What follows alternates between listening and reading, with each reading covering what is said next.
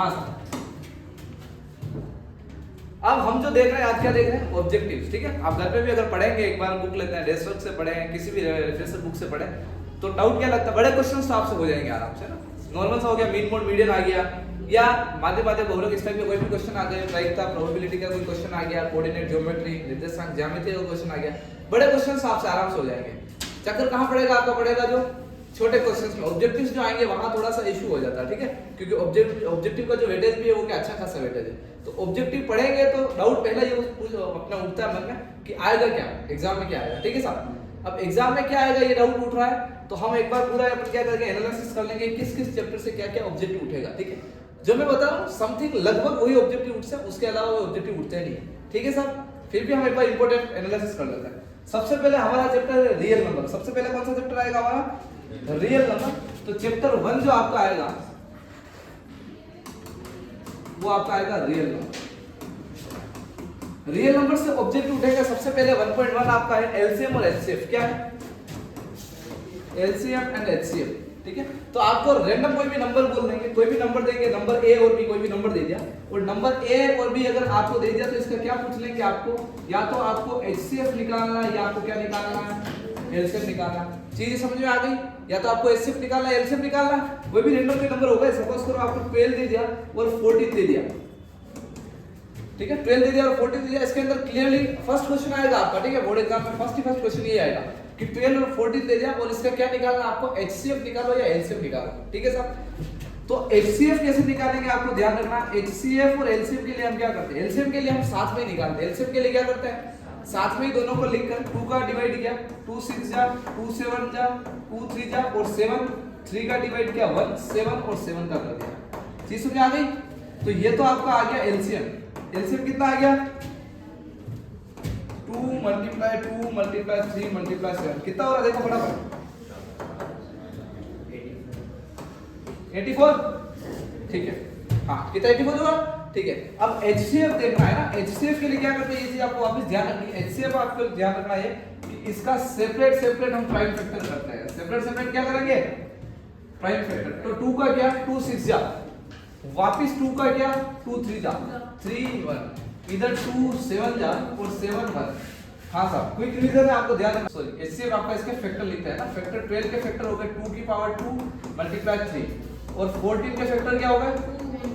तो एचसीएफ का मतलब क्या होता है, कॉमन होता है, क्या होता है, कॉमन होता है, ठीक है। तो कॉमन इसके अंदर क्या आ रहा है, दोनों के अंदर 2 आ रहा है, 2 इसके अंदर भी है और 2 इसके अंदर भी है, तो एचसीएफ आ गया। ये चीज समझ आ गई। अब ध्यान से अपन इस डेटा को जब थोड़ा नोट करते हैं क्या है, तो आप मुझे बताओ इसका एलसीएम कितना आ रहा और एचसीएफ कितना आ रहा। तो अगर मैं 84 और 2 को मल्टीप्लाई करता हूं और अब मैं डिजिट को भी मल्टीप्लाई करता हूं, मैं 12 और 14, तो इधर 12 और 14 को मल्टीप्लाई कर, तो 12 मल्टीप्लाई 14 कितना होता है, फटाफट बताओ।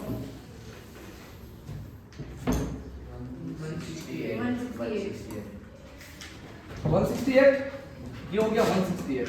सिमिलरली ये 168 इक्वल आया।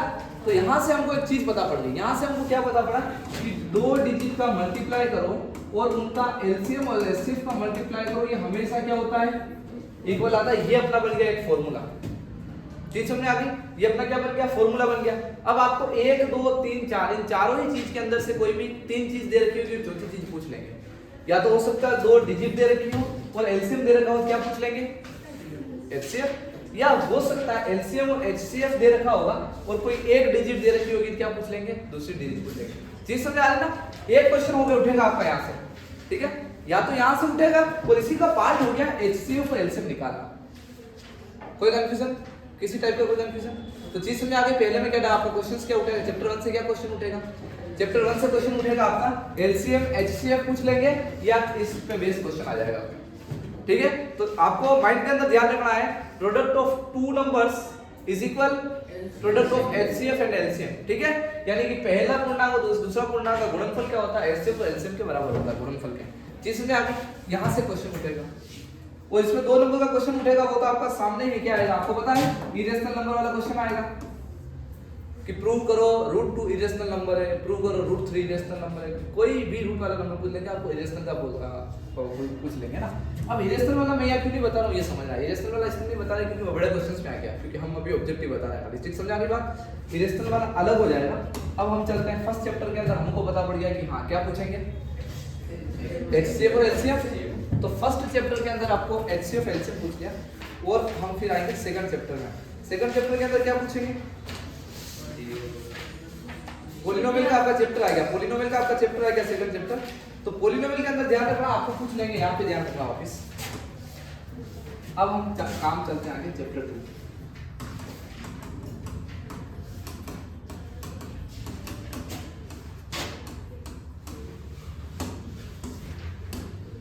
नाम ही है पॉलिनोमियल है ना, बहुपद। कोई भी इक्वेशन दे रखी है आपको, x² - 2x + 1, सपोज कोई भी इक्वेशन रैंडम मैंने कोई ऐसे इक्वेशन ले रखी है, ठीक है। इस इक्वेशन के अंदर इसकी वैल्यूज कितनी आएगी, 2, क्योंकि मैक्सिमम पावर कितनी है, मैक्सिमम पावर 2, इसकी वैल्यू कितनी आएगी, 2 वैल्यू आएगी। यानी जो आंसर आएंगे इसको इक्वेशन को सोल्व करोगे 2 आंसर आएंगे, ठीक है। अब वो दोनों ही आंसर को आप क्या बोलते हैं, अल्फा और बीटा। कोई डाउट, कोई कंफ्यूजन? दोनों ही आंसर क्या हो जाएंगे, अल्फा और बीटा हो जाएंगे। तो इन्हीं को हम क्या बोलते हैं, जीरोस बोलते हैं। क्या बोलते हैं, जीरोस। हिंदी में बोलते हैं शून्य, ठीक है साहब। इसी को अल्फा और बीटा बोलते हैं। तो हमको ये चीज पता है कि अगर मैं अल्फा प्लस बीटा करता हूं तो -b/a आता है। क्या आता है, और अल्फा इनटू बीटा करता हूं तो क्या आता है, c/a। ये abc कहां से लाते हैं पता है, कहां से लाते हैं, इक्वेशन के अंदर से लाते हैं, ठीक है साहब। ax² + bx + c से कंपेयर करके, ax² + bx + c से कंपेयर करके आप क्या लाते हैं, abc लाते हैं। तो कुल जवाब आपको कोई इक्वेशन दे देंगे और बोल देंगे कि इसके अंदर आपको सम ऑफ जीरोस क्या होगा, ठीक है। सम ऑफ जीरोस क्या होगा, यानी शून्यों का योग क्या होगा। तो आप ये करने मत बैठ जाना एग्जाम में कि आप पहले इक्वेशन सोल्व करके इसके जीरोस निकालना है। जीरोस निकालोगे और फिर जीरोस आएंगे, फिर उनको प्लस करोगे। डायरेक्ट कॉमन सेंस लगाना। हमें फार्मूला पता है कि sum of zeros alpha plus beta equal क्या होता है, -b/a। और डायरेक्ट करेंगे -b/a आएगा। इसी टाइप अगर प्रोडक्ट ऑफ जीरोस पूछ लेंगे तो अल्फा इनटू बीटा इक्वल क्या होगा, c/a होता है। एक इस पे बेस्ड क्वेश्चन आएगा, ठीक है साहब। ऑब्जेक्टिव में यहां से क्वेश्चन आ सकता है, सुनिए आप। तो यहां से क्वेश्चन आ सकता है। पहली चीज कंप्लीट है। हाँ, इसको थोड़ा घुमा फिर के मॉडिफाई करके वो कुछ भी पूछ सकता है, आपको ध्यान रखना, ठीक है। मैं आपको ये बता रहा हूँ क्या क्वेश्चंस आ सकते हैं। ये चीज आप क्लियर कर लेंगे तो समथिंग आपको लगभग यहाँ से क्वेश्चंस दिख जाएंगे सब, ठीक है। एडिशनल आपको तो पूरा पढ़ना ही है। मैं एक बार इंपॉर्टेंट बता रहा हूँ आपको कि क्या क्या आ सकता है, ठीक है सर। ऑब्जेक्टिव क्वेश्चंस के अंदर चीज समझ आ गई, कोई कंफ्यूजन? चले आगे, आर यू श्योर, ठीक है। हाँ, तो ये हो गया आपका अल्फा और ये हो गया बीटा, ठीक है। अल्फा प्लस बीटा इक्वल क्या होता है, क्या होगा, ठीक है। हाँ, पानी लिया था यार, प्यास लगी थी। हाँ, बाद में लिया था। हाँ, alpha plus beta equal -b/a हो गया और alpha into beta equal c/a हो गया, ठीक है साहब। आपको ध्यान रखना है ये चीज। सेकंड चीज अगर हम घूम फिर के जाएंगे, सेकंड चीज के अंदर क्या आएगा बताओ, और क्या क्वेश्चन आ सकता है, द्विघात समीकरण, क्वाड्रेटिक पॉलिनोमियल। फॉर्मूला मुंह पे होना चाहिए, डायरेक्ट मुंह पे एक ही बार में,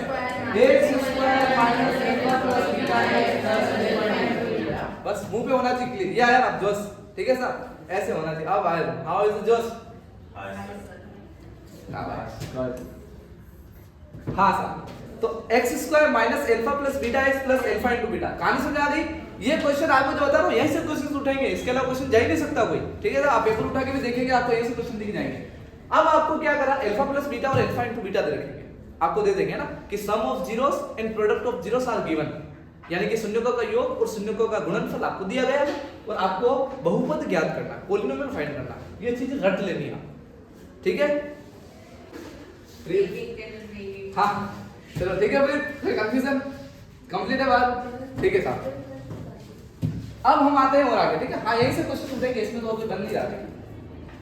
एक चीज और ध्यान रखें, बड़ा क्वेश्चन जो आएगा यहाँ से क्वेश्चन पूरा पढ़ना है। आपके सामने अगर कोई इक्वेशन आ गई, इक्वेशन को बोला सोल्व करनी, आप खाली सोल्व करके मत आ जाना, पूरा पढ़ना। हो सकता है उसमें बोला हो कि आपको वेरीफाई करना रिलेशन।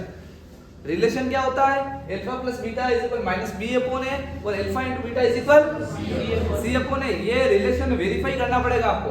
चीज समझ आ रही क्या आ रही। अगर क्वेश्चन में बोला है तो बाकी नहीं करना, क्वेश्चन पूरा पढ़े। बड़े क्वेश्चंस में छोटा क्वेश्चन भी पूछेंगे, छोटे क्वेश्चन में आपको इस बेस पे कोई क्वेश्चन पूछ लेंगे या ये पॉलिनोमियल पूछ सकते हैं। चीज समझ आ गई, बहुत छोटे छोटे टॉपिक है। अब हम स्टार्टिंग पर हमें लगता है ऑब्जेक्टिव हर कुछ आ जाते हैं, ऑब्जेक्टिव क्वेश्चन सब कुछ आते ही नहीं है, लिमिटेड पैटर्न बने हुए उन्हीं से क्वेश्चन उठते हैं।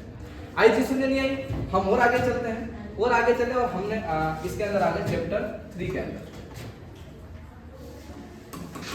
चैप्टर 3 का क्या नाम है? लीनियर इक्वेशन है।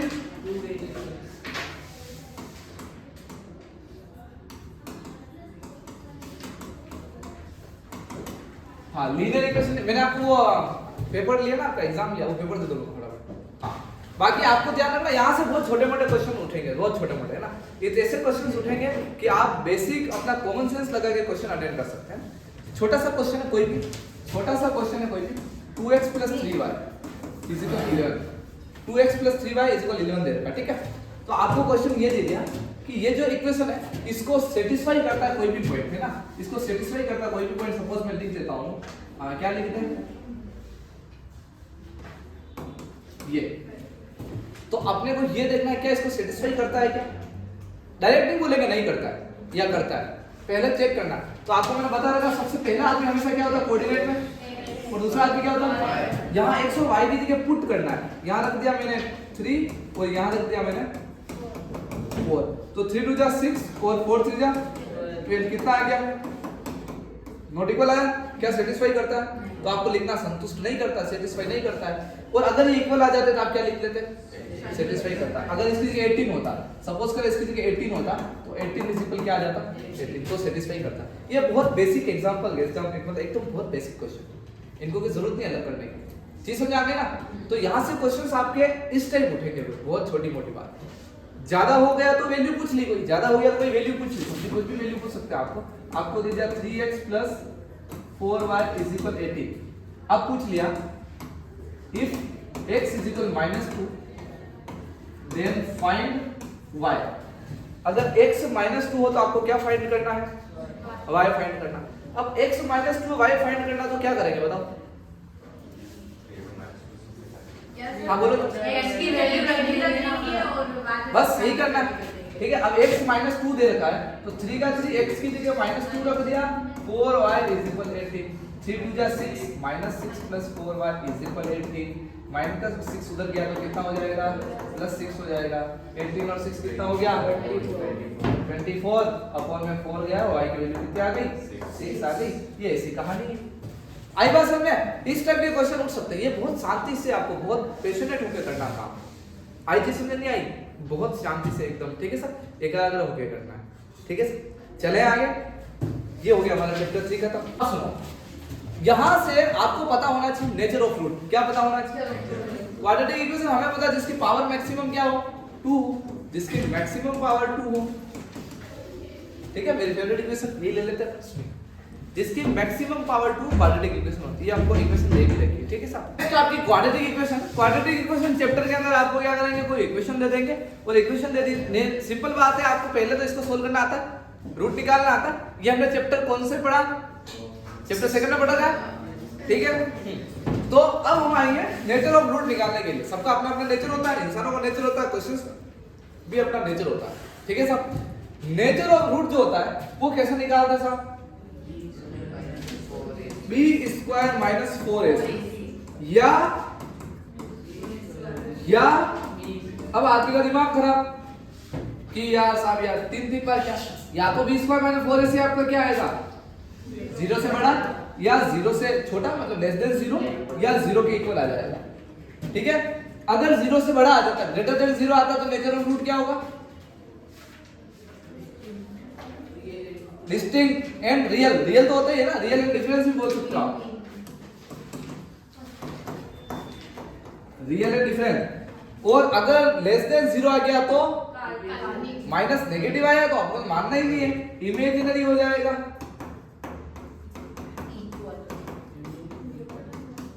ठीक है। ये आ जाएगा आपका, हिंदी में क्या बोलेंगे इसको,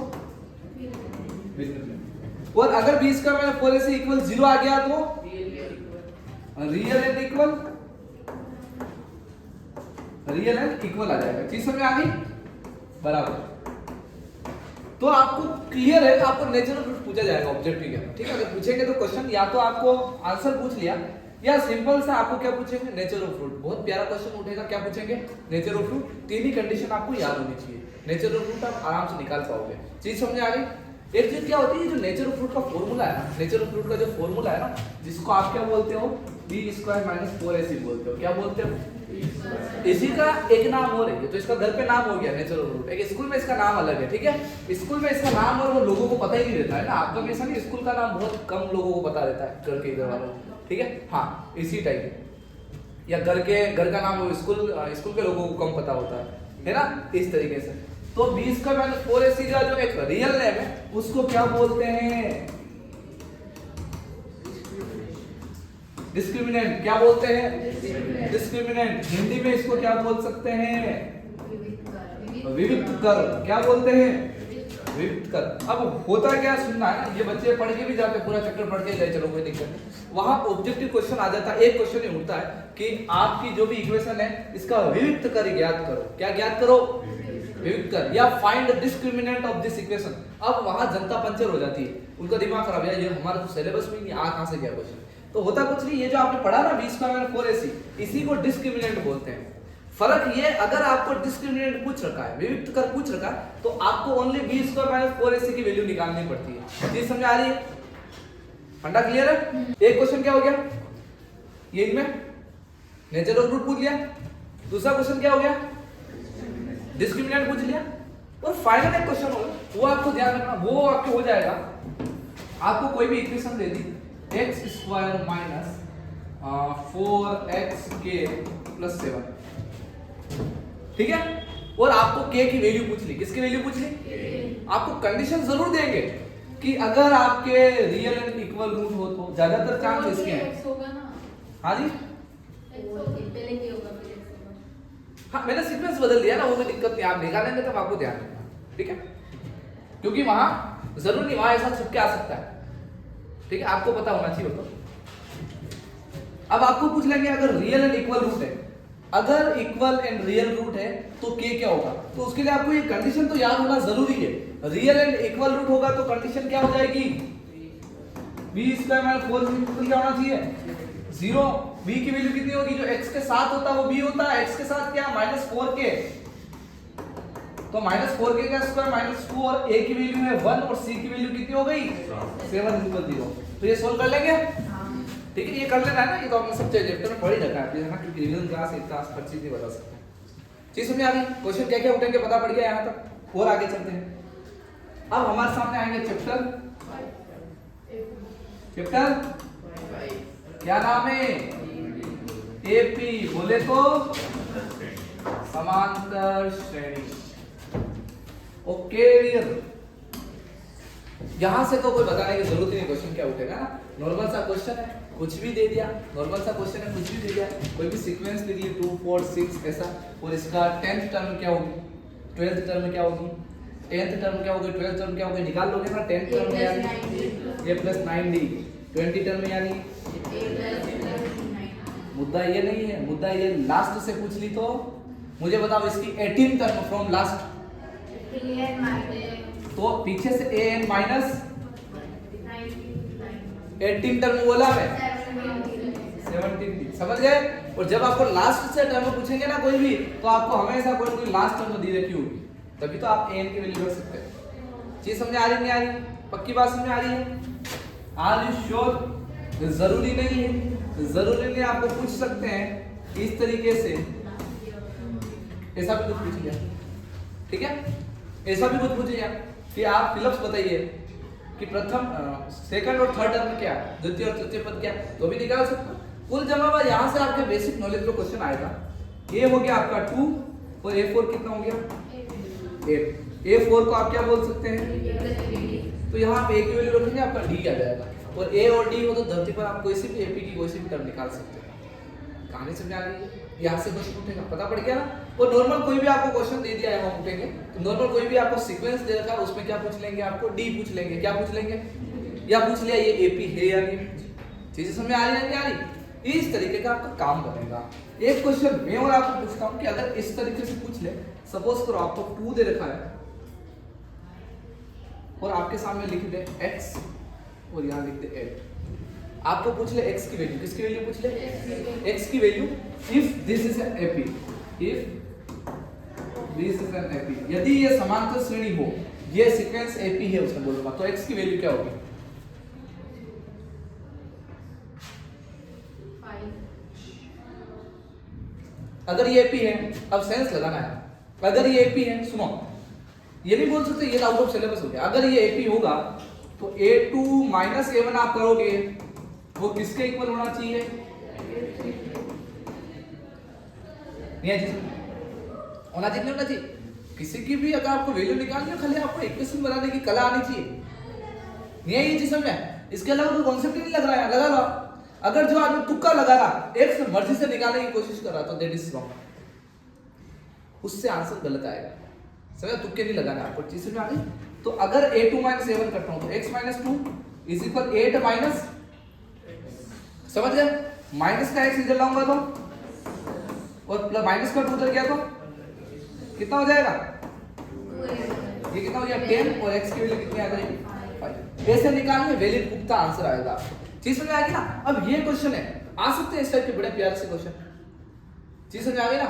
इनके अलावा ऐसे दमदार क्वेश्चन उठते नहीं है। जो भी एपी का क्वेश्चन उठेगा, आप थोड़ा सा शांति से सोचेंगे, बहुत क्यूट क्वेश्चन उठेगा यहाँ से, प्यारा हर बार हो जाएगा, कभी भी टफ क्वेश्चन आएगा ही नहीं।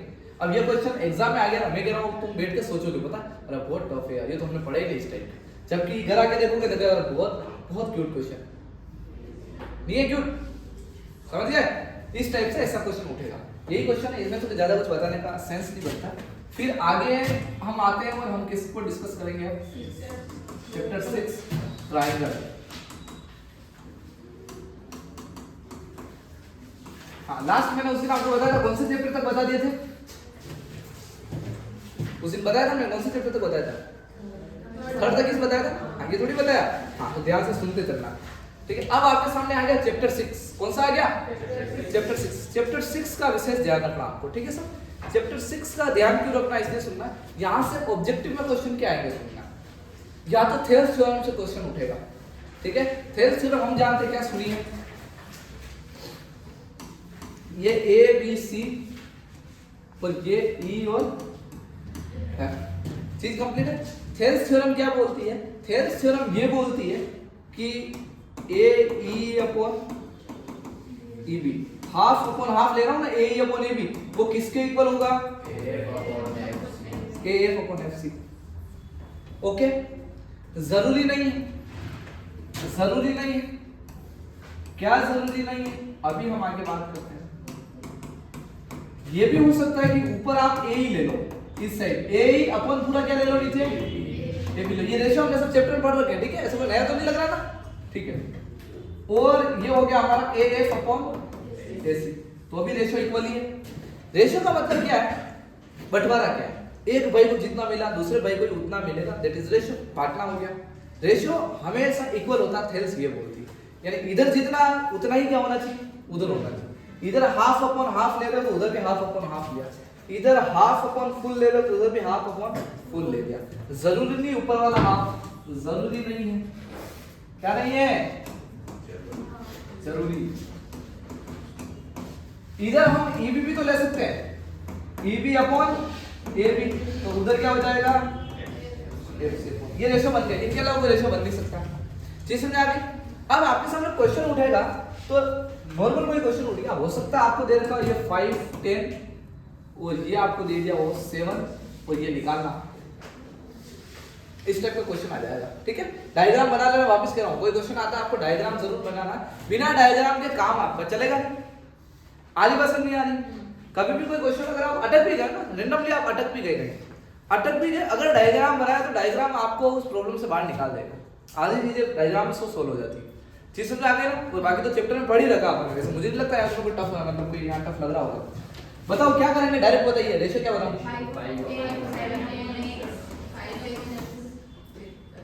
बस क्लियर, क्रॉस मल्टीप्लाई कर देंगे या इधर कैंसिल कर दो पहले, तो x का 1 से क्या x और 7 2 40 बन गया रेशियो। ये भी जरूरी नहीं है, हो सकता है आपको इधर दे दे 3 और ये पूरा दे दे आपको 10 और ये दे दे आपको 5 और आपको बोल देवे सपोज FC निकालना, खाली FC निकालना, तो क्या करोगे? 10 - 3 अपॉन 7, देखो पता लगाओगे ये कितना हो गया, बस अब तो हो गया, हाँ। अब तो हो गया, क्योंकि यूनिक 3/10 कर दो डायरेक्ट, 10 ये पूरा है और उधर हाफ हाफ दे रखा है, तो 3/7 इज इक्वल 5/x। ठीक है, समझ में आ गई बात? जरूरी ये नहीं है, ऐसा भी कर सकते हैं, नीचे वाला 8 दे रखा हो और उधर वाला 7 दे रखा हो और ये पूरा आपको 12 दे रखा हो और आपको ये निकालना हो, तो अब बताइए। 12 minus 7। देखो एक ये कर सकते हो, या तो आप कर दो, अगर मार्क्स साहब में इतना करना नहीं चाह रहा 12 माइनस x की वैल्यू मुझे निकालनी पता ही नहीं है, इतने मतलब इतनी प्रॉब्लम में क्यों झेलूं, तो आप क्या कर सकते हैं, उधर 12/x कर सकते हैं पूरा अपन हाफ, तो इधर भी पूरा अपन हाफ नहीं कर सकता, तो इधर पूरा क्या हो जाएगा 7 + 8 15 अपॉन नीचे वाला हाफ। समझे? ये रेशो आप खुद बना के कर सकते हैं क्वेश्चन। बोलो टफ लग रहा है? कर लोगे ना? सही करके आना, ठीक है, आराम से काम करना। अब रेशो वाला क्वेश्चन आएगा, आपके ऑब्जेक्टिव उठा तो यहाँ से क्वेश्चन उठ सकता है, मुझे नहीं लगता आपका कोई सा भी रेशो उठे आपको आ रहा होगा, अब मैं उम्मीद करता हूँ कर लोगे आप, ठीक है। ये मैंने आपको कुछ चीजें बता दी हैं और हम आगे चलते हैं। और आगे इसमें से क्या है, 6 चैप्टर के अंदर तो क्या ही है, ले लेंगे ना, कोई तो ट्रायंगल दे देंगे, कोई भी ट्रायंगल दे लेंगे और सिमिलरिटी की प्रॉपर्टी पूछ लेंगे। तो सिमिलरिटी की प्रॉपर्टी क्या होती है, एंगल एंगल प्रॉपर्टी हो गई, साइड साइड साइड प्रॉपर्टी हो गई, ये इस टाइप का एंगल एंगल साइड साइड ये प्रॉपर्टी देख के चले जाना, ठीक है। बाकी तो हमें पता ही है, दो आपस में अगर एंगल इक्वल हो तो वो ट्रायंगल क्या होते हैं, सिमिलर होते हैं। चीज समझ आ गई? और उसके अलावा एक चीज और है ना, आपका वो नहीं है वो 6.2 जिसमें डायग्राम की पोजीशन चेंज करके पूछ लेंगे ये दोनों सिमिलर है कि नहीं, तो आपको पता लगाना है दोनों ट्रायंगल सिमिलर होंगे कि नहीं होंगे, समझ गए ना, वो सिमिलरिटी से क्वेश्चन उठ जाएंगे और आप एक्स्ट्रा एडिशनल ऑब्जेक्टिव क्वेश्चंस आराम से लगा सकते हैं, ठीक है सर। ऑब्जेक्टिव क्वेश्चन नहीं हो तो मेरे से कांटेक्ट करें, आपको मैं उपलब्ध करवा दूंगा। आई बात समझ में? नेक्स्ट चैप्टर कौन सा है, चैप्टर 7, बहुत प्यारा, बहुत क्यूट, बहुत सुंदर और बहुत easy chapter.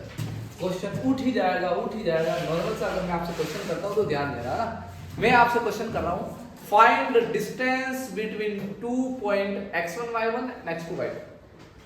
x2 minus x1 whole square minus y2 minus y1 whole square।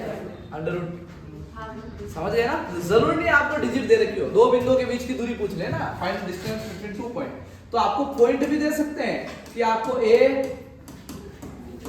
और b इन दोनों के बीच की क्या फाइंड करनी है, डिस्टेंस। a और b के बीच में क्या फाइंड करना है, डिस्टेंस। और अगर a और b के बीच में आपको डिस्टेंस फाइंड करनी तो a b क्या हो जाएगा, x2 minus x1 का square plus y2 minus y1 का स्क्वायर। कोई दिक्कत, कोई समस्या किसी जनता को नहीं है? Are sure 100% complete? सही में? हाँ भाई राणा प्रताप पुणे सुपरस्टार रेडी, ठीक है? हाँ ठीक है सर, तो उम्मीद करते हैं ये आपको चीज आ जाएगी। अब यहाँ पे पॉइंट चेंज करके दे दे तो भी आप कर सकते हैं, जरूर नहीं है एक्स वाई दे दिया आपके सामने एग्जाम में, आपको क्या दे दिया पता, ए बी और सी डी दे दिया और तुम हो गए पंचर। ये बहुत टफ क्वेश्चन आ गया। अरे यार ए बी और सी डी दे दिया तो सी माइनस ए का स्क्वायर प्लस ये फॉर्मूला हो गया, नहीं है चीज। और एक बहुत प्यारा क्वेश्चन, छोटी छोटी चीजें ध्यान रखना आपको, ठीक है? छोटी छोटी चीजें ध्यान रखना, छोटी छोटी चीजें क्या ध्यान रखनी, सुनिए है सूर्य जी का ध्यान रखना है क्या? हाँ ठीक है, हाँ सुनना है आपको, ठीक है सर? सुनना इस तरीके से, मैं अगर आपको क्वेश्चन देता हूं मैं कि बिंदु 3-2 की x अक्ष से दूरी, ठीक है? यानी कि find distance of 3-2 from x axis, यानी इस पॉइंट की x एक्सिस से आपको क्या फाइंड करनी है, डिस्टेंस फाइंड करनी है। क्या होगा बताइए? x minus 2। यही तो बात है, यहाँ पंचर हो जाओगे। जो विद्वान x, 0 बोल रहा है गलत है। मैंने ये नहीं बोला कि x एक्सिस पे किसी पॉइंट के कोऑर्डिनेट क्या होते हैं, -2। मैंने ये नहीं बोला x एक्सिस पे किसी पॉइंट के कोऑर्डिनेट क्या होते हैं। अब बोल रहा हूँ x एक्सिस पे कोई भी पॉइंट हो उसके कोऑर्डिनेट क्या होते हैं, x अक्ष पे स्थित किसी बिंदु के निर्देशांक क्या होते हैं, x, 0। और y अक्ष पे स्थित किसी बिंदु के निर्देशांक, ये तो क्वेश्चन अलग हो गया। मैंने तो आपको ये बोला कि इस पॉइंट की x एक्सिस से डिस्टेंस, मैंने आपको क्लियर लॉजिक बताया, तुम भूल गए, वापस सुनो। किसी भी पॉइंट की x एक्सिस से डिस्टेंस पूछे, x एक्सिस से डिस्टेंस पूछा है तो आप क्या देखेंगे, y देखना है। क्या देखना है? और y एक्सिस से अगर किसी पॉइंट की डिस्टेंस पूछे तो क्या देखना है? भूल गए? भूलोगे अगर आप नोट नहीं करोगे। मैंने जिस दिन समझाया उस दिन नोट क्या होता, अभी कर रहे हैं नोट, पता ही नहीं कहाँ नोट कर रहे हैं, रफ में चला जाएगा। आप जो भी इंपॉर्टेंट चीजें बताता हूँ तो एक अलग कॉपी के अंदर सेपरेट, आपको पता रिवीजन कॉपी है, मैं बार बार वो पेज खोल के देखूंगा, वहाँ नोट कर चीज। समझ आ रही नहीं आ रही? तुम क्या मैं समझा रहा हूँ, पढ़ते पढ़ते हर किसी पेज के ऊपर लिख देते हो, वो पेज भी गया वक्त के साथ, पता ही नहीं पड़ता। नहीं आई बात समझ में? इस तरीके से आपको ध्यान रखना है, ठीक है साहब। तो ये हो गया। अब मुझे बताओ इस बिंदु की x अक्ष से दूरी कितनी होगी? तो -2। आपका ऑप्शन होगा 2, तो 2 सही करना है क्योंकि डिस्टेंस नेगेटिव काउंट नहीं करेगा वो। चीज समझ में आ गई? तो आपकी दूरी कितनी हो जाएगी? अगर इसकी मैं y एक्सिस से डिस्टेंस पूछता तो 3। समझ गए ना? ये चीजें आपको बहुत बेहतर तरीके से आनी चाहिए, बहुत बेहतर तरीके से। यही क्वेश्चन उठेंगे। या तो आपको कोई पॉइंट दे दिया, डिस्टेंस पूछ ली, या x एक्सिस y एक्सिस पे कोई पॉइंट पूछ लिया, या किसी पॉइंट से x एक्सिस x और y एक्सिस डिस्टेंस पूछ ली। चीज समझ में आ रही नहीं आ रही? आ रही चीज में? इस तरीके से क्वेश्चन उठेंगे रैंडम। हाँ, ये जनरली क्वेश्चंस पूछते हैं। फिर हम आगे आते हैं। अब हमारा यहाँ से और कोई बच तो नहीं रहा है। एक चीज और रहेगी, देखो याद आएगा, मिड पॉइंट पूछ लेंगे आप। क्या पूछ लेंगे? मिड पॉइंट पूछ लेंगे। कोई भी रैंडम पॉइंट देंगे, ऑब्जेक्टिव मान लीजिए क्वेश्चन के अंदर कि कोई भी पॉइंट दे दिया a b और आपको बोल दिया x1 y1 और x2 y2, इसका मिड पॉइंट क्या है? मध्य बिंदु के निर्देशांक ज्ञात करो। कोऑर्डिनेट ऑफ मिड पॉइंट क्या हो जाएगा?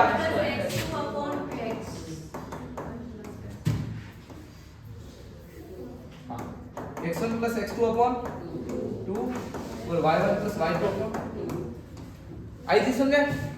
अगर यहाँ आपको कोऑर्डिनेट्स दे रखे हैं तो आप उसमें वैल्यू रख देंगे और सोल्व कर लेंगे तो आपका आंसर हो जाएगा। चीज समझ आ रही ना? कोई कंफ्यूजन है? किसी जनता को कोई डाउट, कोई दिक्कत? Are sure? हाँ जी, क्या हुआ प्रियंका, क्या हुआ? ठीक है, हाँ ठीक है। चैप्टर 7 अब हम आगे चलेंगे और क्या चलेंगे? चैप्टर 8 के पास। चैप्टर 8 क्या है? ट्रिग्नो, हमारा प्रिय।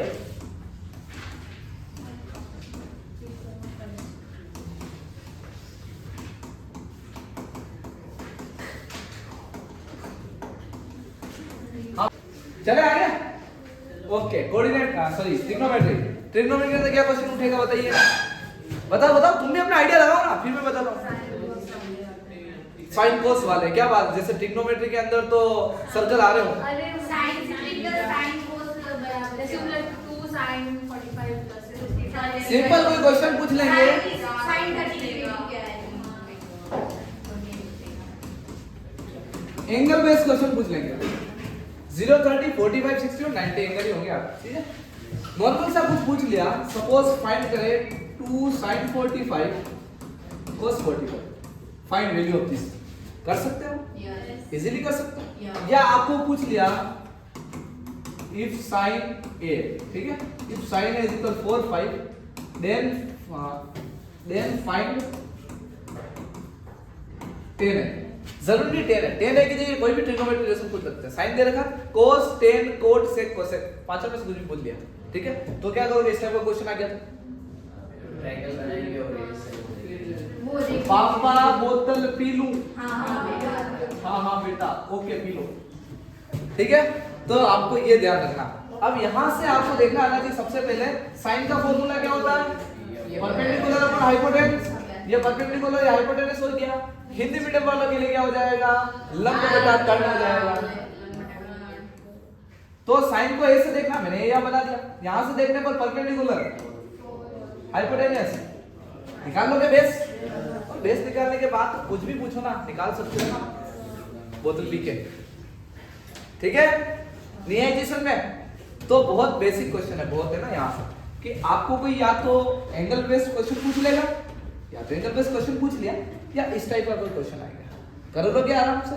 और इसके अलावा आपको क्या करना, मेरी एक बात और आप हाईलाइट रखें, ध्यान रखें, आपके जो ट्रिग्नोमेट्री 8.1 8.2 जो भी है, इसमें लास्ट में आपके वो राइट रोंग या फिलप्स कुछ दे रखे हैं, राइट रोंग या फिलप्स दे रखे हैं, वो आपको इंपॉर्टेंट मतलब क्या है, आपको उनको उनमें से ऑब्जेक्टिव उठ सकता है कोई भी, ठीक है? तो उनको आपको एक बार और अच्छे से एक बार याद कर लेना, समझ लेना, ठीक है?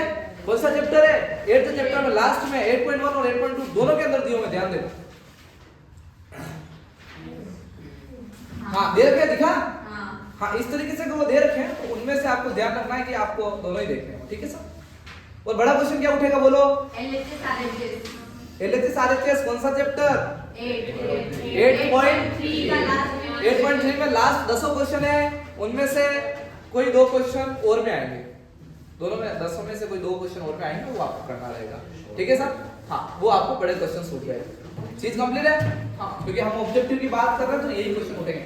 तो अभी तक मुझे बताओ, जो मैं चीजें बता रहा हूँ इनमें कुछ लगा आपको ऐसा कि यार कोई ऑब्जेक्टिव ऐसा आ जाएगा हमसे हुए नहीं, तो ये आएंगे आपसे हो जाएंगे, ठीक है सर। कहीं 1-2 ऑब्जेक्टिव ऐसे आ सकते हैं जहां आपको थोड़ा सा कंफ्यूजन क्रिएट कर सकते हैं, तो वहां आपको क्या करना रहेगा, थोड़ा सा सोच के और उसको करना रहेगा, इजी हो जाएगा आराम से, ठीक है। कोई क्वेश्चन ऐसा आ रहा है, कोई क्वेश्चन ऐसा आ गया, सपोज करें आप कि जो आप कर रहे हो नहीं रहा, अगर उस क्वेश्चन में फोटो बन रहा था, फोटो बना लेना, फोटो काफी हद तक क्वेश्चन इजी बना देता है, वापस कह रहा हूँ, है ना। जो ये कीवर्ड्स है मेरे, इनको हाईलाइट रखें आप लोग, चीज में आ गई कि हाँ ये हमारे साथ बोल रहे हैं ऐसा होगा। नेक्स्ट चैप्टर क्या हो गया? इस 8 वाले चैप्टर में ये वो वाला क्वेश्चन कौन सा आता है, क्या कहते हैं ये, इस व्यक्ति की परछाई गिर रही है यहाँ पे, वो हम 9th में आएंगे, परछाई 9th में आएगी ना। आदमी खड़ा होगा फिर उसकी परछाई बनेगी, तो हम पहले खड़े होंगे 8th चैप्टर में, फिर परछाई बनेगी 9th चैप्टर में। आई बात समझ में? परछाई पहले नहीं आ सकती, परछाई हमारे बाद में आके, ठीक। हाँ चैप्टर 9 हमारा एप्लीकेशन ऑफ ट्रिग्नोमेट्री, चीज समझ में आ गई कि नहीं आ गई? ठीक है। अब यहाँ से आपके, हाँ ठीक है, यहाँ से आपके शेडो बेस्ड क्वेश्चन आ गया, ठीक है।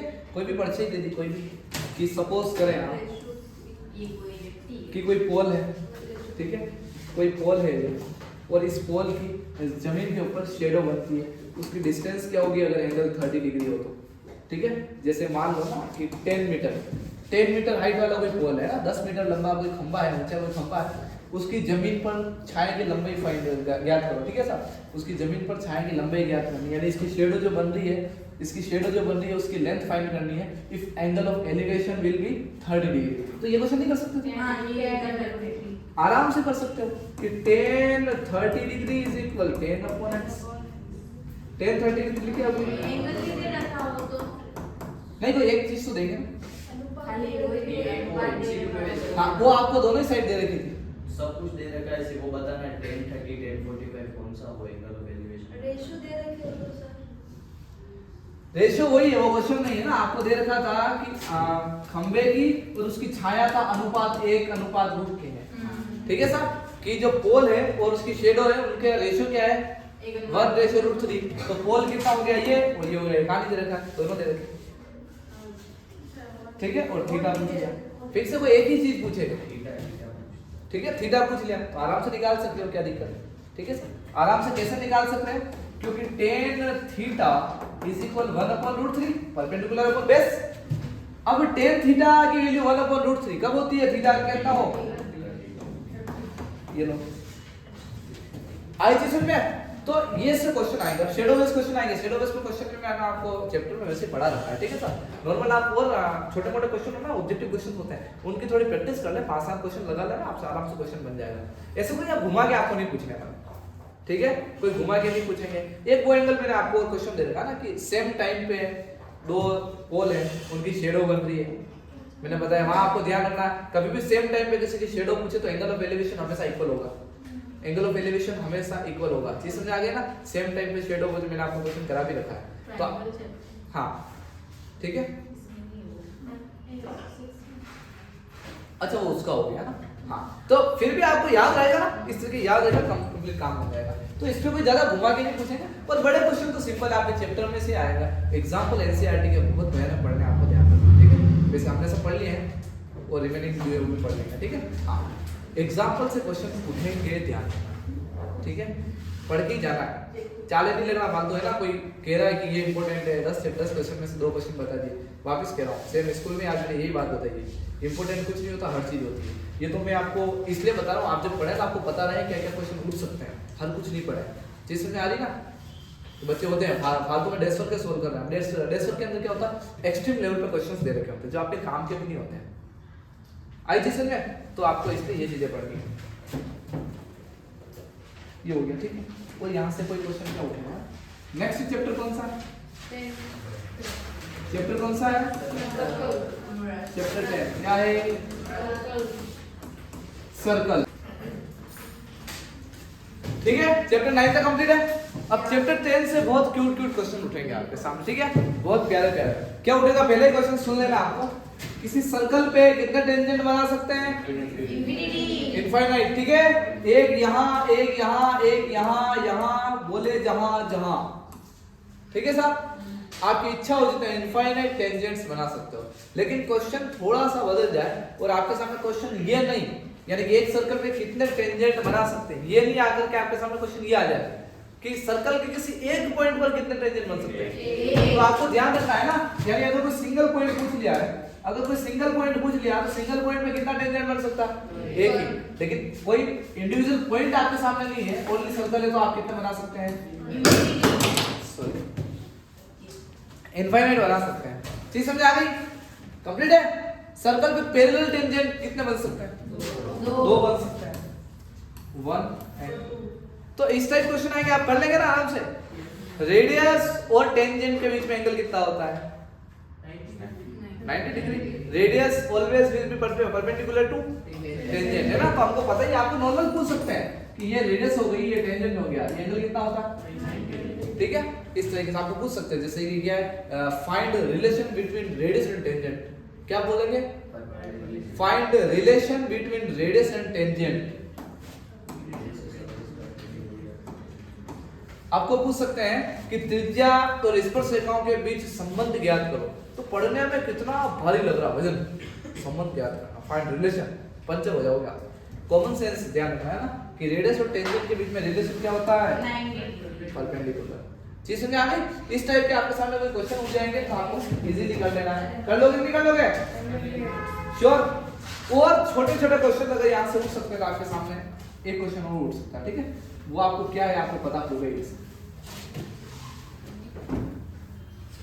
नहीं पता? अभी बता देते हैं, सुनो। ये आपको दे रखा है सर्कल, और अगर टेंजेंट दे रखा हो और ये सेंटर दे रखा है, ठीक है। विद्वान लोग तुम बनाते हो ना फोटो, क्या पता कैसे बनाते हो? सेंटर एकदम बीच में होता है। क्या होता है? बीच में।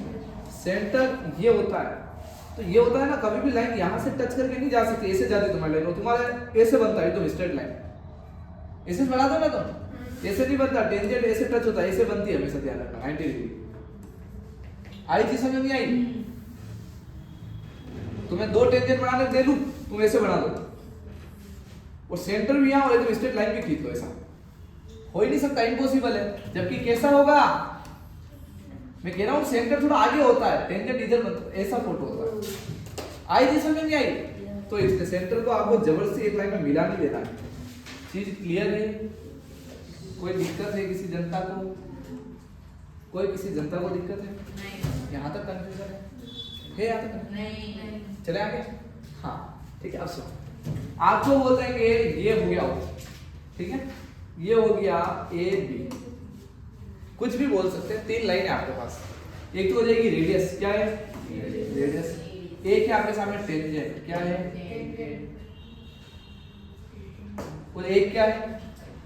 ये जो आपके सामने है सेंटर से पॉइंट की डिस्टेंस है ना, पॉइंट टू सेंटर। इन तीनों में से कोई 2 साइड दे रखी होगी, तीसरी साइड पूछेंगे, ठीक है। क्या दो रखा? सुनो, या तो आपको रेडियस दे दे, या तो रेडियस दे दे और आपको टेंजेंट की लेंथ बोल दे रहे। क्लियर है? तो एक तो आपको रेडियस दे रखी है, एक तो आपको रेडियस दे रखी है, और एक क्या बोल रखी है आपको? टेंजेंट की लाइन बोल रखी है। तो अगर आपको रेडियस और टेंजेंट पूछ लिया तो आपको डिस्टेंस पूछ सकते हैं पॉइंट के सेंटर से, निकाल सकते हो पाइथागोरस। जरूर नहीं आपको ये दोनों देके ये भी पूछ सकते हैं, या आपको ये दोनों देके ये पूछ सकते हैं, इजीली निकाल सकते हो। बोलो किस जनता को दिक्कत है? और क्या क्वेश्चन उठ सकता है? कोई भी क्वेश्चन उठ सकता है। आपको बोल सकते हैं कि 2 टेंजेंट है, वो इंक्लाइन हो 80 डिग्री पे। कितने डिग्री पे? 80 डिग्री पे। कितने डिग्री पे? 80 डिग्री पे। तो सेंटर पे कितना एंगल सबटेंड हो रहा है? केंद्र में कितना कोण बनता है, तो सेंटर पे सबटेंड एंगल भी पूछ सकते हैं ये वाला। 80 + 90 + 90 इतना कहाँ जाना है, तो क्वाड्रिलेटरल में अपोजिट एंगल का सम 180 होता है, वो 80 से 180 होगा।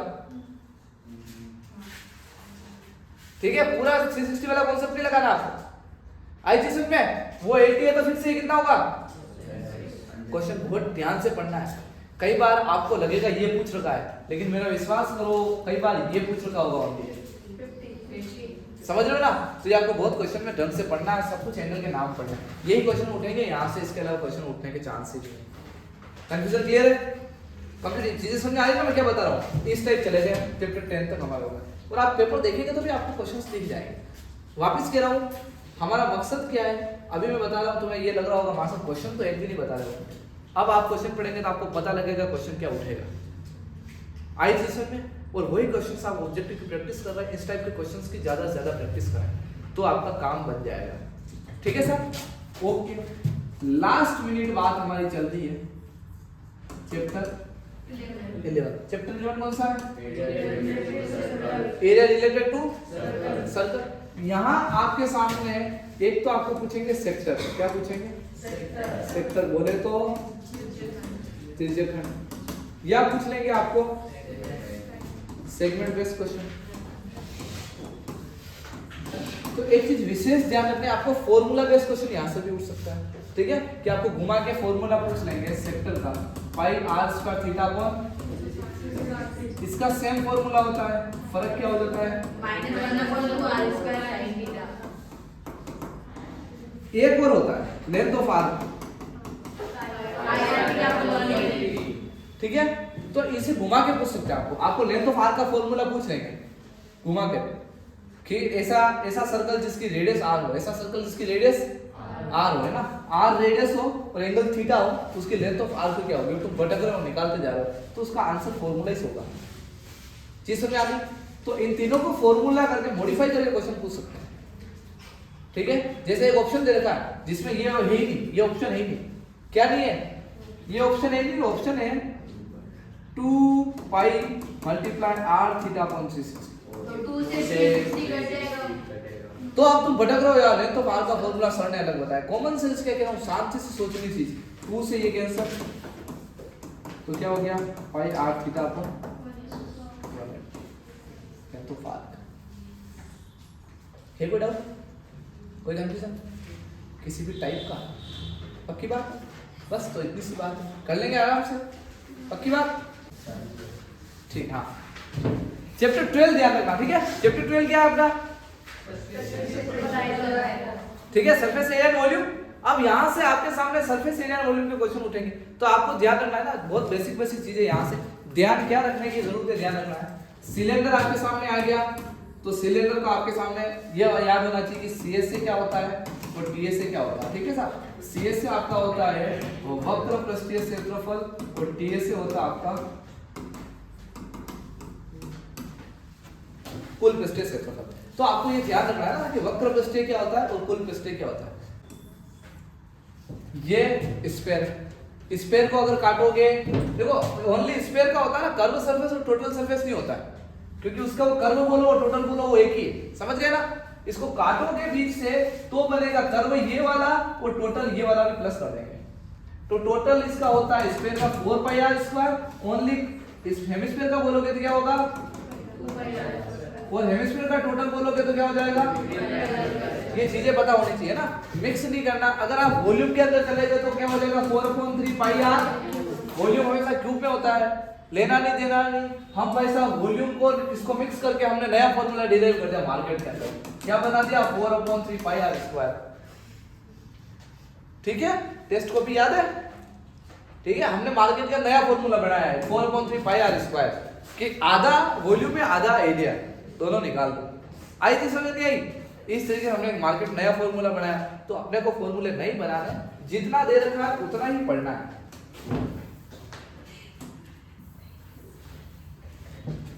ठीक है, चले आगे। और ये आ गया आपका चैप्टर। हाँ, लास्ट वाले चैप्टर में तो क्या है, मैं आपको ऑब्जेक्टिव और दे दूंगा, भले इनमें से आप मैं जो बोल रहा हूँ प्रैक्टिस कर लेना। चैप्टर 13 कौन सा, कौन सा? स्टैटिक से सुन ले, ये इंपॉर्टेंट सुनना आपको, ठीक है? यहाँ से क्वेश्चन उठेगा और आपसे आराम से हो भी जाएगा, ठीक है? स्टैटिक्स में आपको मेन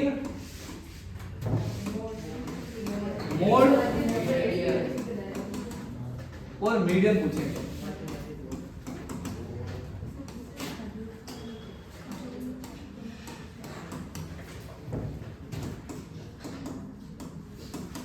हाँ सर, यहां से आपको फॉर्मूला जरूर पूछा जाएगा मेन मोड मीडियन। किसका? फॉर्मूला याद है? ठीक है। अब इसके अलावा जो क्वेश्चन उठेंगे जनरली हर साल उठते हैं, हम क्वेश्चन को ध्यान रखें। मीन का रियल मतलब क्या होता है? औसत होता है। क्या होता है? एवरेज होता है। क्या होता है? तो आपको कुछ भी दे दिया,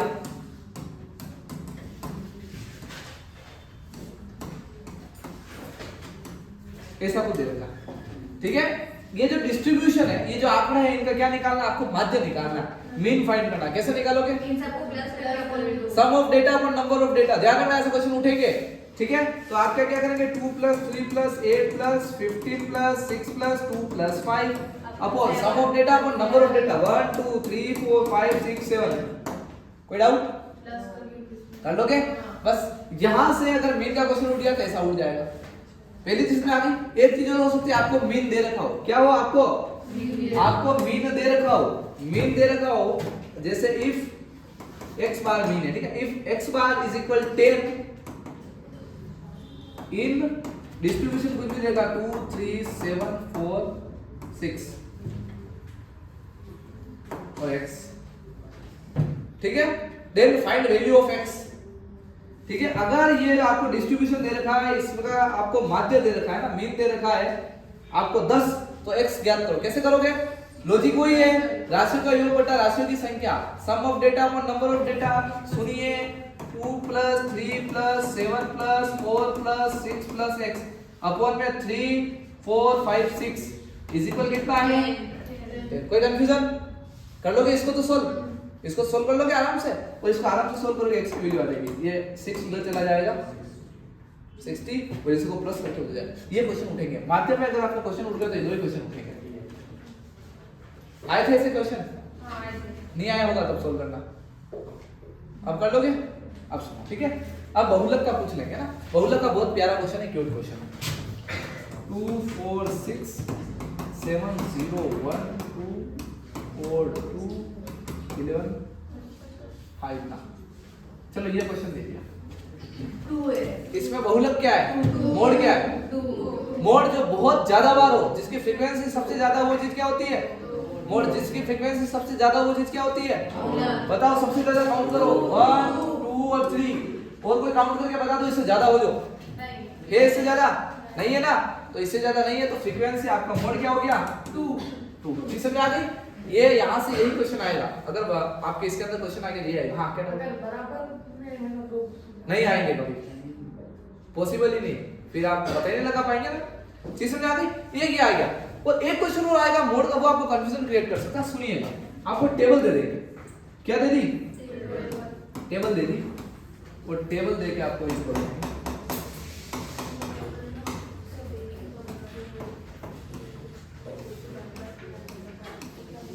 जीरो 1 2 3 7 11। हाँ, इसमें आपको दे रखा है ना, ये आपको टेबल दे रखी है, और आपको बोल दिया फाइंड मोड। क्या बोल दिया?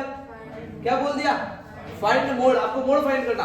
अब साइकोलॉजी वाली क्या बैठती है, ये फाइंड देते हमें क्या फीलिंग आती है पता है? खुद सोल्व करना होगा बड़ा सा, ये फीलिंग आती है। ऐसा नहीं है, ऑब्जेक्टिव क्वेश्चन है, फाइंड मोड। क्या फाइंड करना? क्या होगा मोड? सही में 2, सबका तो आंसर 2 है, कोई 15 नहीं बोलेगा। सुनना है, एफ ये फ्रीक्वेंसी है, फ्रीक्वेंसी यानी कितनी बार आ रहा है वो बता रहा है। ये दिखा रहा है कि 7 बार कौन? 0। ये दिखा रहा है 11 टाइम्स, 15 टाइम्स, 6 टाइम। तो सबसे ज्यादा टाइम कौन आ रहा है? 2 आ रहा है, क्योंकि वो 15 टाइम आ रहा है, लेकिन आ तो 2 रहा है ना, तो क्या हो जाएगा? ये आपको देखना है, आप फ्रीक्वेंसी मत उठा लेना मोड के अंदर। नहीं आई चीज में? क्वेश्चन यही दिखेंगे, आप जाके देख लेना, ऑब्जेक्टिव लिख के ले लो, ठीक है? हाँ ठीक है सर, इसी टाइप की। हाँ कोई अलग आएगा मेरे पास मत आएगा, मैं क्या हूँ इस टाइप की दिखेंगे, ठीक है सर? अपन कोई वो स्टाम्प साइन नहीं कर रहा है, पेपर मैंने नहीं बनाया, सरकार बना दी, ठीक है साहब, कंप्लीट काम। लेकिन हर साल यही क्वेश्चन दिखते हैं। ये 2 क्वेश्चन उठ जाएंगे इनमें से 2 क्वेश्चन उठ गए, वहां से उठेंगे तो कोई भी डिस्ट्रीब्यूशन दे रखेंगे और माध्यम पूछ लेंगे, मीडियन पूछ लेंगे, सिंपल सा कोई भी डिस्ट्रीब्यूशन दे दिया, डिस्ट्रीब्यूशन दे रखा आपको, यही ले लेंगे अपन, अपने क्या दिक्कत है। 2 एक काम करो, उधर बोलो तो क्या है, 2 3 ठीक है। इसके अंदर पूछा मीडियन, मीडियन के अंदर ध्यान रखना, खाली मीडियन के अंदर ही ध्यान रखना, छोटी सी बात है ना, छोटी सी बात यही है अपन, है ना, यही है मीडियन के अंदर छोटी सी बात ध्यान रखनी है, ठीक है। मीडियन के अंदर छोटी, कल मैं बोल रहा हूँ वो चीज सुनने की क्षमता विकसित करें, उतारो कितना भी लो ना, कोई सेंस नहीं उसका, कितना ही उतार लो। मैं भी यही हूँ, यही है टेक्नोलॉजी, बोला पीडीएफ मिल जाएगी, लेना नहीं देना नहीं, हम उतार रहे हैं, सुन नहीं रहे। अभी मैं सबको उतरूंगा नहीं, सबको चीज समझ आ रही, सुनना है, उससे आपको चीज समझ आएगी। अब तो उतार दिए, मीडियम समझोगे तो समझ नहीं आएगी, ये कॉपी तो रद्दी में दे देगी और एग्जाम में मीडियम का क्वेश्चन गलत करके आ जाएगी, ठीक है। तो ना घर का ना घाट का वाला सीन हो जाएगा, तो ध्यान रखना थोड़ा सा। हाँ, मीडियन के अंदर आपको छोटी सी बात ध्यान रखनी, मीडियन के अंदर छोटी सी बात क्या होती है, आपको सीक्वेंस में जमाना है, या तो अवरोही में जमाओ या आरोही में जमाओ, आपकी इच्छा असेंडिंग ऑर्डर में जमाओ या डिसेंडिंग ऑर्डर में जमाओ। कहानी समझ आ रही नहीं आ रही, आपकी इच्छा है असेंडिंग में जमाओ या डिसेंडिंग ऑर्डर में जमाओ, इच्छा हो जिसमें जमा दो। मुझे अच्छा लगता है पहले 2 फिर 3 5 2 दो बार 2 दो बार 2 2 3 5 6 8 3 4 5 6 7 3 7 हो गया। अब बराबर ये 5 का रीजन क्यों आ रहा है, हो गया ना, 5 ये रहा ना, अच्छा 15 नहीं 5 डिफरेंस। हाँ, अब आपको देखना है तो इक्वल इक्वल आदमी दोनों साइड छोड़ दो, बीच वाला आदमी देखो, 3 इधर छोड़ दिए 3 इधर छोड़ दिए, क्या हो जाएगा, अगर है ना इक्वल बीच में 2 संख्या आ रही है वो भी देख लेते हैं। हाँ, पता पड़ गया। अब जरूरी नहीं है आगे आपका 70, ठीक है। अब आप देखोगे बीच वाले लीजिए, तो आपको पता पड़ा 3 इधर छोड़ो 3 इधर छोड़ो, तो बीच में कितना आ गया, तो दोनों को प्लस करके 2 का डिवाइड कर दो, समझ गए, वो हो जाएगा आपका मीडियन। यही क्वेश्चन उठेंगे मीन और मीडियन से, इसके अलावा क्वेश्चन नहीं उठ सकता। और अगर ठीक है, माध्य बहुलक और माध्य दे दिया और बहुलक माध्य पूछा तो, हाँ, ये क्वेश्चन आपके उठता नहीं है, देखो ये क्वेश्चन आपके लिए उठता है, लेकिन फिर भी मैं आपको रिलेशन बता देता हूँ, है ना, मैं फिर भी आपको रिलेशन बता देता हूँ। क्या किसी को पता है रिलेशन, 2 माध्य इज इक्वल टू 2 बहुलक प्लस माइनस 2 माध्य plus mod is equal 3 median minus 2 median, 2 median. समझो मैं क्या बता रहा हूँ, सुनो, याद करने का सिंपल तरीका बताओ, सुनो, याद करने का सिंपल तरीका बताता हूँ, सुनो। मोड को तो छोड़ो, सेम नाम कौन से एम से चालू हो रहा था, ठीक है, इनको ध्यान रखना है। बड़ा कौन है बताओ, बड़ा कौन है, तो बड़े में से ही तो छोटा माइनस होता है, बड़े में से ही तो छोटा माइनस होता है, नहीं है जी, सुनने, बड़े में से छोटा माइनस होगा, तो हमेशा माध्यक माइनस क्या होगा, माध्य होगा। और अगर मैं आपके सामने 3 और 2 लेने के लिए बोलूं, तो बड़े में से छोटा माइनस होगा 3 इसके साथ, बस याद रह जाएगा, याद रह जाएगा, याद रहेगा या नहीं रहेगा, याद रहेगा या नहीं रहेगा, रह जाएगा। आधों को गिनना ही नहीं, आधों को गिनना ही नहीं है, ठीक है साहब, आधों को नहीं गिनना है, पूरों को गिनना है। 1 2 और 3 कितने आदमी, हिंदी मीडियम वालों के लिए ना, इंग्लिश मीडियम वालों को याद है क्या, बाकी हिंदी मीडियम वालों को तो 3 है, तो 3 माध्यक माइनस कितने, -2 माध्यक, ठीक है, 3 माध्यक माइनस 2 माध्यक इज इक्वल क्या होगा, बहुलक, बोले तो मोड। ये फॉर्मूला ध्यान रखना, अगर आपको कोई 2 चीज दे रखी है, मोड और मीडियन दे रखा, आप मीन निकाल लेंगे, मीडियन और मीन दे रखा, इसमें पुट करना मोड आ जाएगा, या मोड और मीन दे रखा तो पुट करना मीडियन आ जाएगा। चीज समझ आ रही, ये रिलेशन है, इसको रिलेशन भी बोलते हैं। Find relation between mean, mode and median.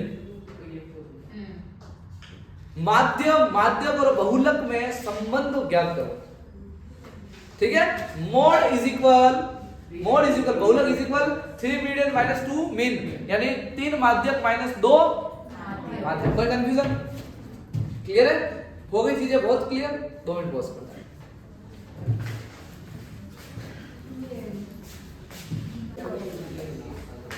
ले जा। हाँ अब सुन लेना आखिरी चैप्टर, ठीक है, लास्ट चैप्टर है, लास्ट चैप्टर है 14 चैप्टर, और इसी के साथ आज की कहानी समाप्त करते हैं। ओके, आपका हो जाएगा चैप्टर 14।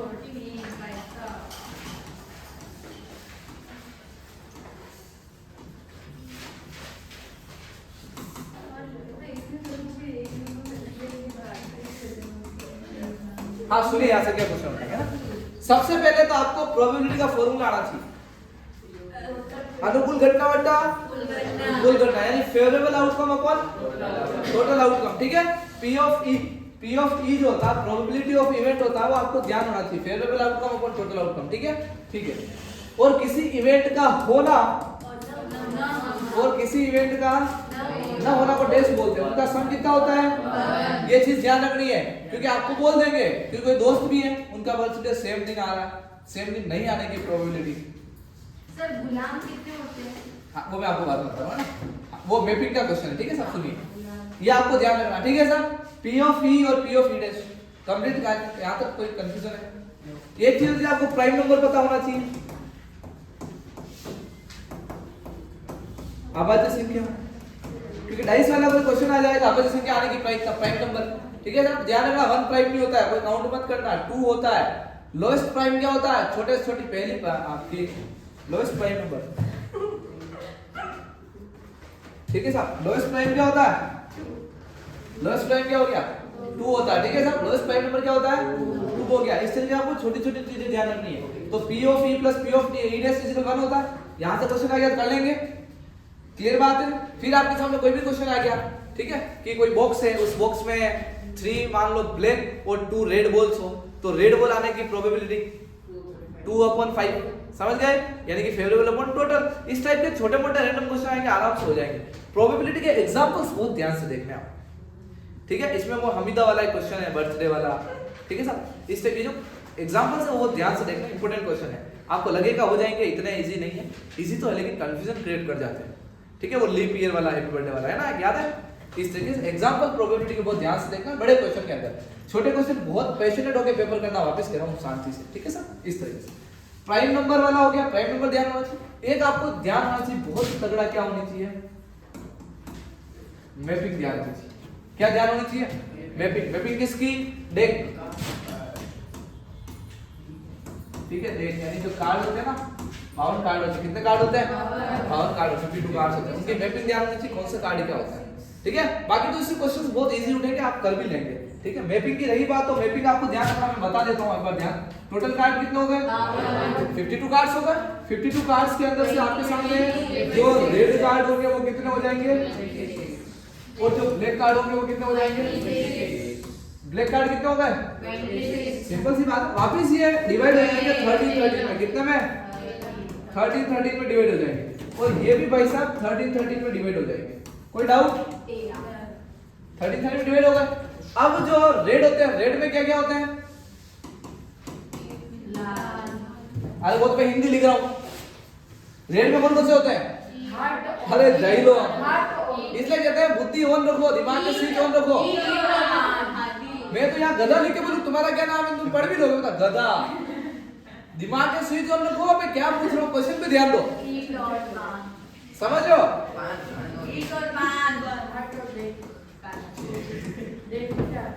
ठीक है, हाँ वो स्ट्रिक्ट भूल गया, हाँ जैसे याद हो थे, हाँ ठीक है। सुनो, रेड ध्यान रखना ना, रेड में कौन कौन से आते हैं, हाँ ठीक है साहब। पान से ध्यान रखना, पान खा के थूकोगे कौन सा होता है, तो पान होता है, ठीक है साहब। हिंदी में हो गया पान, इंग्लिश में क्या होता है, हार्ट, ठीक है।